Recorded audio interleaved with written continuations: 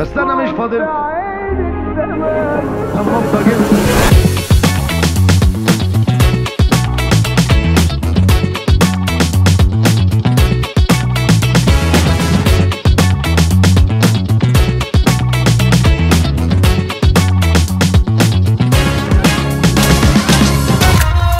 يا دنيا علمينا ما تعلميش علينا، لو عايزة تفهمينا او تقول لنا كلمتين كل يوم بالهداوة من غير قفش وغباوة، وبدل ما تتوهينا ما تورينا الضحكة فين.